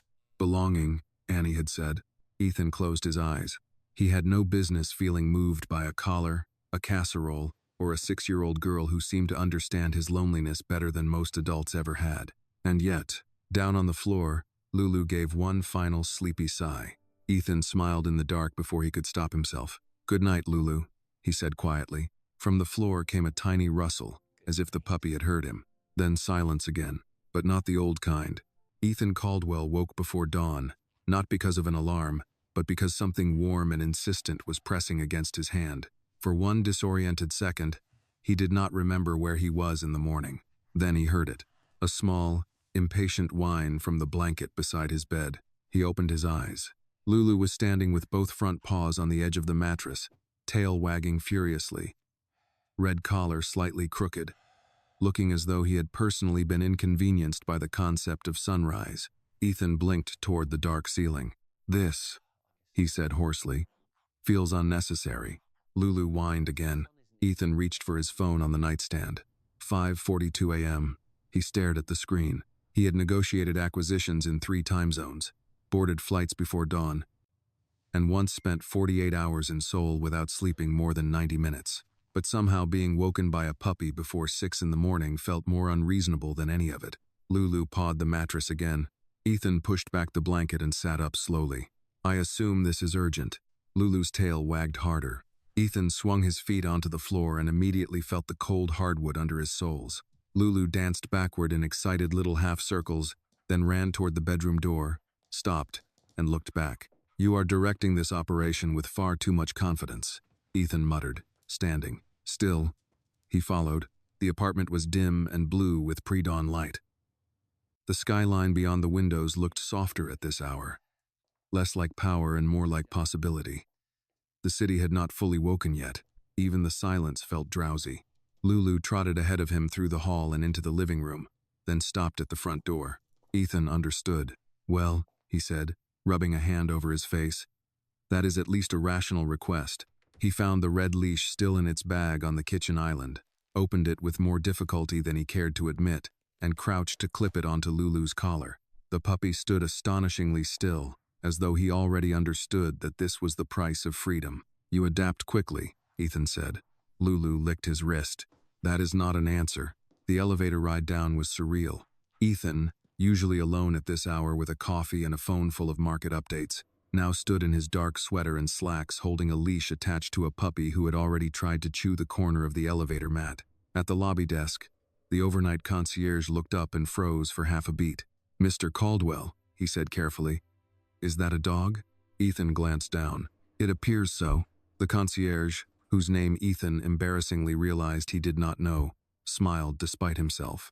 "Well," he said, "he's a handsome little guy." Lulu wagged immediately at the sound of approval. Ethan hesitated, then said, "His name is Lulu." The concierge's eyebrows lifted very slightly, but he was too well trained to comment. "Good morning, Lulu." Lulu sneezed. Ethan almost smiled. Outside, the cold air hit them both at once. The city smelled clean in that early hour: stone, lake wind, wet pavement from the night before. A few cabs rolled past. Somewhere across the street, a delivery truck was unloading bread for a cafe that had not opened yet. The sky above the buildings was beginning to pale. Not yet sunrise, but close. Lulu stopped dead on the sidewalk, overwhelmed for a moment by the size of the world. Then he began pulling enthusiastically toward the nearest patch of grass. "Not so fast," Ethan said, taking a careful step behind him. "You are very small. The city is not." Still, Lulu moved with complete faith that Ethan would follow, and Ethan did. By the time they reached the narrow landscaped strip along the side of the building, Ethan had learned 3 things. First, Lulu was more determined outdoors than indoors. Second, puppies had very little respect for leather shoes. Third, there was no graceful way for a billionaire to stand on a downtown sidewalk before 6 in the morning holding a red leash and pretending he knew what he was doing. After several minutes of confused pacing, Lulu finally accomplished what he had come outside to do. Ethan exhaled in relief. "There," he said. "A measurable success." A woman in running clothes passed by with earbuds in and gave him a cheerful nod. "Cute dog." Ethan nodded back automatically. "Thank you." It was only after she passed that he realized how ordinary the exchange had been. No one had asked about his company. No one had recognized him. No one wanted a, quote, "a favor" or a meeting. To the woman jogging before sunrise, He was simply a man walking a dog. The simplicity of that felt strangely pleasant. When they returned upstairs, Lulu drank water with the urgency of an athlete after competition, and then attacked breakfast with the same solemn commitment he had shown the night before. Ethan stood at the kitchen island, making coffee one-handed while keeping half an eye on the puppy. He had an 8:30 call with New York, a 10 o'clock strategy review, and lunch with 2 investors who would expect him to sound decisive about a potential expansion into St. Louis. He should have been reviewing notes already. Instead, he was standing barefoot in his own kitchen, watching a dog eat kibble and wondering whether Annie was awake yet. That thought surprised him enough that he set down the coffee scoop. He pictured apartment 2B in the soft gray light of morning, Annie likely asking about Lulu before brushing her teeth, Danielle trying to tie back curls while checking the time, packing a lunch, finding matching socks, answering questions no adult was ready for before 7 o'clock. His own mornings had become so mechanized over the years that they barely qualified as life. Shower, coffee, email, driver, elevator, boardroom, repeat. But now, in the middle of that routine, there was Lulu. And because there was Lulu, there was Annie. And because there was Annie, Ethan found himself thinking not about efficiency, but about presence. Lulu finished eating and trotted over to Ethan's feet. Then, without warning, the puppy sat directly on one of them. Ethan looked down. Again, Lulu wagged. Ethan bent and picked him up, setting him gently on the kitchen island stool cushion while he poured coffee into a mug. Lulu immediately tried to investigate the steam. No, that is adult suffering in liquid form. His phone buzzed. This time he looked. 3 emails, 2 texts, 1 message from his assistant reminding him of the revised briefing packet and asking whether he wanted the car at 7:30 or 7:45. Ethan typed back, 8:15. Morning changed. He stared at the sentence after sending it. Morning changed. It was such a small thing, and yet it felt more accurate than he liked. Lulu had now managed to climb halfway off the stool cushion and was hanging there in precarious confidence. Ethan scooped him up again. This cannot become a pattern, he said. The doorbell rang. Ethan frowned. No one came up unannounced to the penthouse. Not without good reason. He carried Lulu to the screen by the entryway and looked. A woman stood there holding a small leather bag and wearing navy scrubs under a thick winter coat. Her dark hair was pulled back, and despite the early hour, her posture carried the alert fatigue of someone who had already been awake too long. Danielle Carter. Ethan looked down at Lulu. Well, he said quietly, I suppose your world travels fast. He opened the door. Danielle stood there with one gloved hand wrapped around a paper cup of coffee and the other gripping the strap of her bag. She looked a little embarrassed to be there and too tired to hide it well. I'm sorry, she said immediately. I know this is early. Ethan glanced at Lulu, who had perked up at the sound of her voice. You're here for a reason. Danielle nodded. I had an early shift change. Miss Ruth took Annie to school. But Annie, she exhaled, then gave him a tired half-smile. Annie cried because she forgot to say good morning to the dog. Ethan looked down at Lulu again. The puppy wagged as if he approved of being missed. So, Danielle said, lifting the paper cup slightly as if to justify her arrival, I brought coffee. And I thought maybe, if it wasn't too much trouble. She didn't finish. She didn't need to. Ethan stepped aside from the doorway. I think, he said, a reunion can be arranged. Danielle stepped into the penthouse with the careful hesitation of someone entering a place that did not belong to her world. The apartment was exactly what she had expected, and somehow more than that, high ceilings, soft lighting, polished surfaces, windows so large they turned the city into a silent mural. Nothing in the room was accidental. Nothing was crowded. Nothing looked used enough to be depended on. And yet the first thing Lulu did when he saw her was wiggle so hard in Ethan's arms that dignity disappeared from the entire room. Well, Danielle said softly, setting the paper cup on the kitchen island. I see he survived the night. Against all odds, Ethan replied. Lulu gave a happy squeak at the sound of her voice and twisted toward her with such determined affection that Ethan had no choice but to hand him over. Danielle took the puppy carefully, and Lulu immediately pressed his nose beneath her chin as if reporting for duty. She laughed under her breath. That's unfair, she murmured to him. You weren't supposed to get any cuter. Ethan watched the moment from across the island. There was nothing theatrical about Danielle Carter. She wore the same navy scrubs as the night before, though cleaner now, and her coat still carried the faint chill of the morning outside. Her face looked less tired than it had at midnight, but only because people could do an astonishing amount with 10 minutes, cold water, and determination. Exhaustion still lived in the corners of her eyes. He picked up the coffee she had brought. "You came armed with diplomacy." Danielle glanced at the cup. "And gratitude," she said. "Also caffeine. Mostly caffeine." Ethan took a sip. It was strong, too hot, and sweet enough to qualify as regional culture. He looked at her. "This is not how I usually drink coffee." "I figured," she said. "But this is what was open." He nodded once. "It's effective." That seemed to amuse her.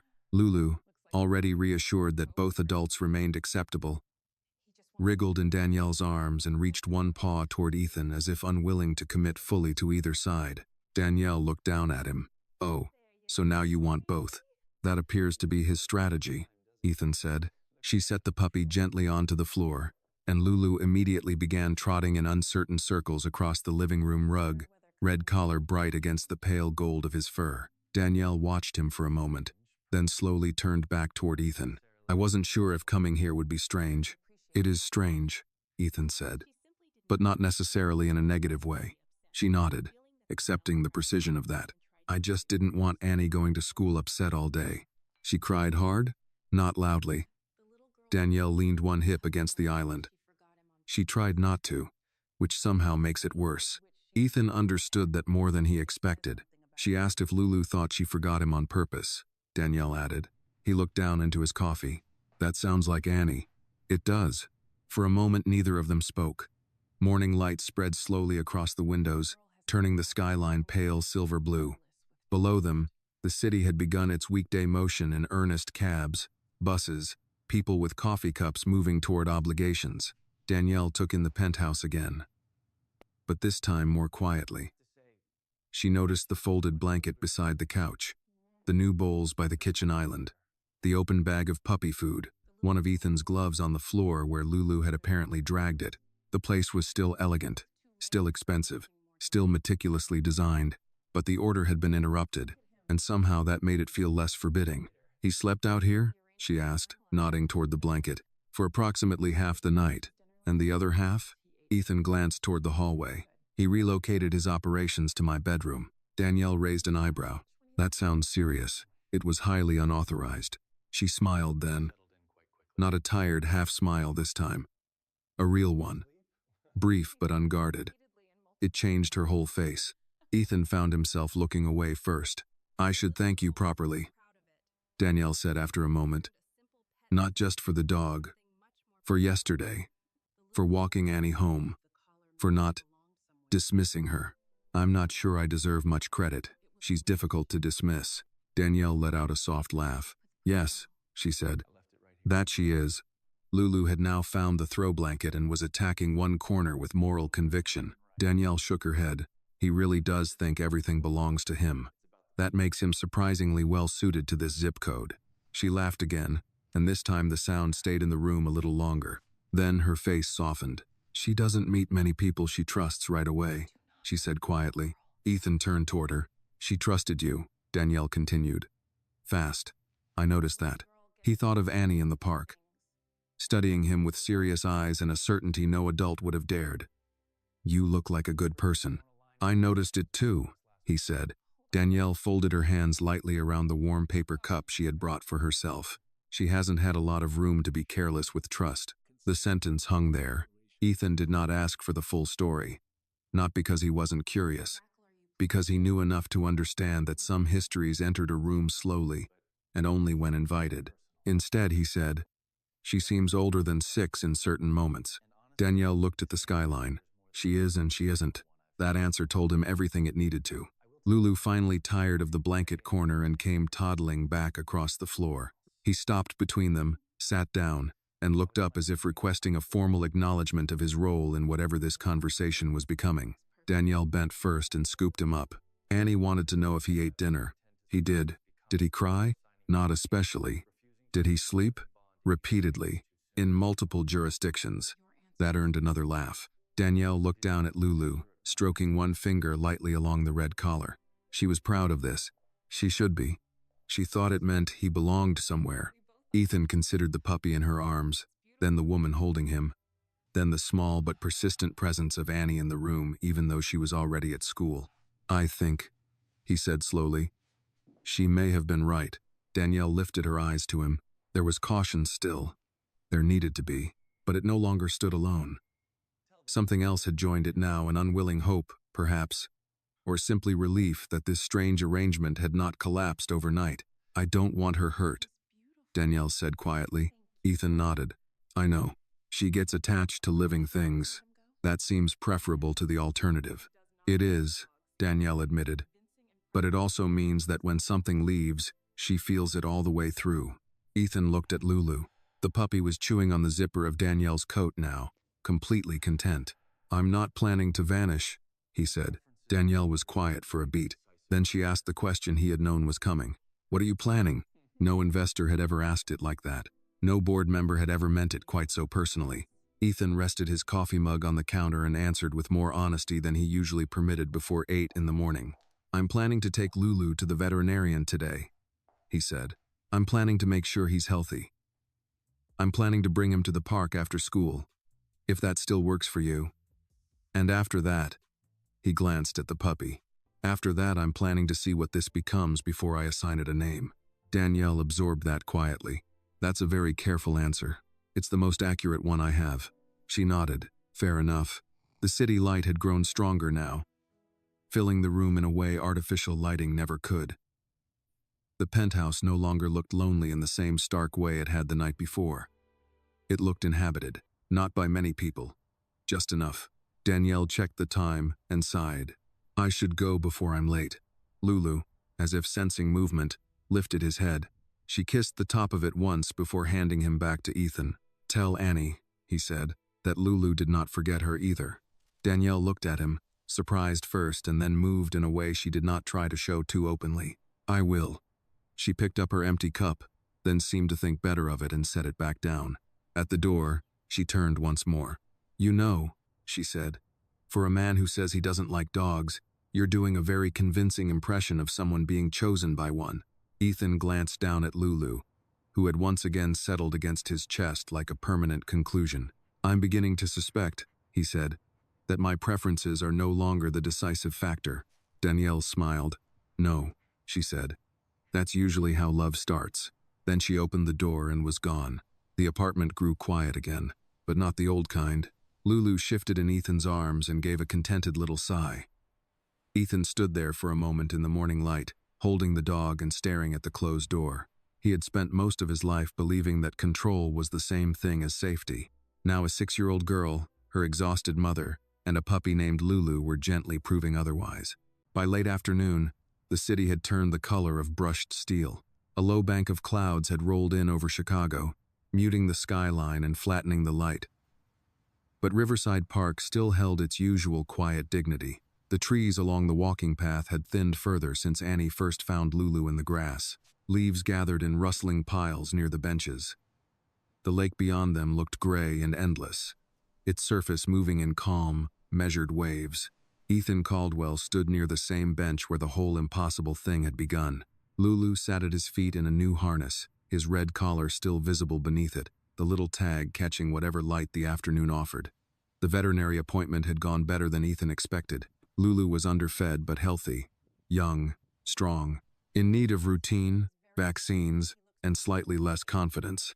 The veterinarian, a woman with kind eyes and no reverence whatsoever for billionaire schedules, had handed Ethan a packet of instructions thick enough to resemble legal counsel. Feed him 3 times a day. Watch for chewing. Do not leave electrical cords within reach. Puppies need stability. So do most people, Ethan had thought, though he had not said it aloud. Now he stood with one hand in his coat pocket and the other holding Lulu's leash, watching the entrance to the park with a patience that would have surprised everyone who worked for him. Lulu, less patient, kept shifting his weight from paw to paw. "You are going to make this look desperate," Ethan murmured. Lulu looked up at him, wagged once, and then fixed his gaze back on the path. A moment later, Annie appeared. She came through the gate at a near run, curls bouncing, coat half-buttoned, one hand in Danielle's, the other free and reaching forward before she was even close enough to touch anything. Her eyes found Lulu first, then Ethan, and then the entire small shape of her face changed. Not because she had been unhappy before, because relief is its own kind of sunlight. "Lulu," the puppy responded instantly, barking once in high, delighted surprise and pulling so hard on the leash that Ethan had to brace. Annie dropped Danielle's hand and raced the rest of the way. Ethan barely had time to lower the leash before Lulu launched himself forward in a clumsy burst of joy. Annie dropped to her knees on the grass just in time to catch him. He licked her chin, her nose, one cheek, and then circled helplessly in her lap as if unsure which part of her he needed to celebrate first. "Oh, Lulu," Annie whispered, laughing now. "I knew you'd remember me." Danielle came up beside them, more slowly, her work bag over one shoulder. A tiredness still tucked beneath her smile but no longer wearing the whole expression. "Looks like he did," she said. Ethan handed her the folded veterinary papers. "He's healthy," he said. "A little underweight but otherwise fine. Vaccinations started. More in 3 weeks." Danielle took the packet and looked at the thickness of it. "You got paperwork after all. I was told adoption usually involves it." She smiled faintly. "And how did he behave?" Ethan glanced down at Lulu, who was now trying to climb into Annie's coat as though attempting to become part of her wardrobe. With more optimism than discipline. "That sounds right." Annie looked up from the grass. "Did he cry?" "No." "Did he eat breakfast?" "Yes." "Did he sleep in your room?" Danielle closed her eyes briefly. "Annie," Ethan answered anyway. "Yes." Annie's grin widened. "I knew it. That should not sound like a victory." "It kind of is." Lulu barked softly, as if agreeing. For a little while, they simply stayed there. Annie on the grass with Lulu, Danielle standing beside her. Ethan near the bench, watching, saying only what was needed. Around them, the park moved at its own ordinary pace. A runner passed with her dog. An elderly couple shared a paper cup of coffee beneath one of the trees. Somewhere farther down the path, a saxophone player practiced scales that drifted in and out of the wind. Ordinary life, Ethan thought, was more moving than people gave it credit for. Annie finally stood, Lulu in her arms, and looked at Ethan with the solemnity she reserved for serious questions. "Did he like your house?" Ethan considered this. "I think he found it underdecorated." Annie nodded gravely. "Because it's too quiet." "Yes." She looked around the park, then back at him. "Was it better when he was there?" The question was so direct that Danielle glanced at Ethan, perhaps ready to soften it if necessary. He did not need softening. "Yes," he said. Annie seemed satisfied by the honesty of that. "I thought so." Danielle took a slow breath and looked out toward the lake. "She asked about him all day," she said quietly. According to her teacher, Lulu was discussed during reading, math, and one unauthorized moment during art. "That sounds academically disruptive," Ethan said. "It sounds like Annie," Danielle replied. Lulu wriggled to get down, and Annie set him gently on the ground. The puppy made a quick, determined circuit around all three of them, before settling between Annie and Ethan, as though he had drawn his own conclusion. Danielle noticed it too. "Well," she said, "I guess he's made his choice." Ethan looked down at the red collar, then at Annie, then at Danielle. For several days now, he had been postponing the shape of this moment by calling everything temporary. Trial period, evaluation, arrangement, practical language for emotional events. It had worked well enough in business. It did not work here. Annie watched him the way children watch adults when they are waiting for truth, not comfort. "Is Lulu yours now?" she asked. The wind moved through the trees. A few leaves skated across the path. Somewhere behind them, a child called for a parent near the swings. Ethan knelt so that he was closer to Annie's height.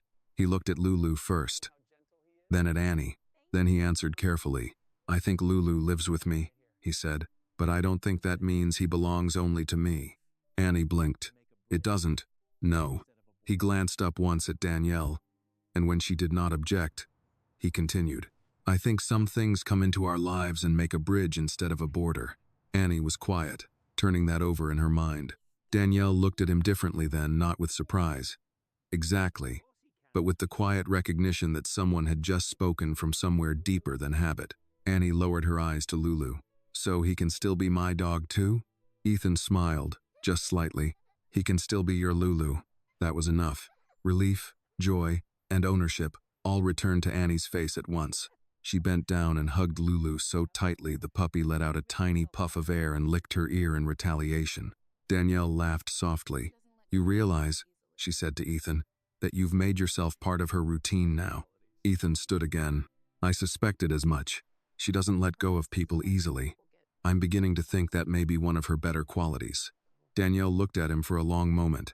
The gray light from the lake caught in her eyes, softening the edges of her tiredness. Maybe, she said. That's why some people get found. He did not answer immediately. For years, Ethan had believed his life was a finished structure, successful, efficient, complete in all the ways that counted publicly. But standing there in Riverside Park, with a puppy circling his shoes and a child smiling up at him as if his presence had already been written into tomorrow, he understood something he should have known sooner. A life can look complete and still be waiting for its first real door to open. Annie stepped toward him and slipped one small hand into his free one without asking permission. Will you still bring him here? She asked. Yes. Even when it's cold? Yes. Even when you're busy? He looked at her. Busy had always been the word he used when he meant distant, protected, unavailable to disruption. But Lulu had disrupted him. Annie had seen through him. Danielle had spoken to him as if wealth did not exempt him from being human. Somewhere in the middle of all that, the old excuses had begun to sound thin. Yes, he said again. Even then, Annie nodded once, accepting the answer as something solid. Together, the four of them began walking slowly along the park path. Danielle with her tired grace, Annie with Lulu trotting between her and Ethan adjusting his pace without thinking so the little group held together naturally. The bench where Annie had first stopped him remained behind them. Empty now except for a scattering of leaves. It did not look lonely anymore. Not because someone sat there, because what began there had moved forward. At the far end of the path, the clouds opened just enough for one band of late sunlight to slip through.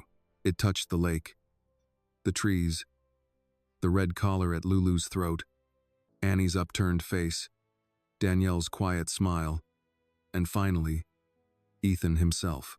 Annie looked up at him. Do you still hate dogs? Ethan glanced down at Lulu, who chose that moment to step directly onto his shoe and sit there as if claiming permanent rights. No, Ethan said, and this time the answer came easily. I think one of them saved me. Annie smiled as if she had known that all along, and with the lake moving beside them and the city rising behind them, they kept walking, not like strangers joined by coincidence, but like people beginning, carefully and unexpectedly, to belong in the same story. The story of Annie, Ethan, and Lulu reminds us that kindness often begins with small, unexpected moments. A lonely billionaire believed his life was complete. Yet a child's simple honesty and a stray puppy revealed the quiet emptiness he had learned to ignore. Annie showed that compassion does not depend on wealth, age, or power. It depends on the courage to care. When we choose empathy over distance, we create connections that change lives, including our own. In the end, the story teaches that belonging is not about ownership or control, but about showing up for one another, even in the smallest ways. Sometimes the people or even the animals we try to help are the ones who help us find our way back to what truly matters. This video is a work of fiction created with the assistance of artificial intelligence. All characters, events, and situations are not real and do not represent any actual people or true stories. The content is intended for storytelling and emotional illustration only.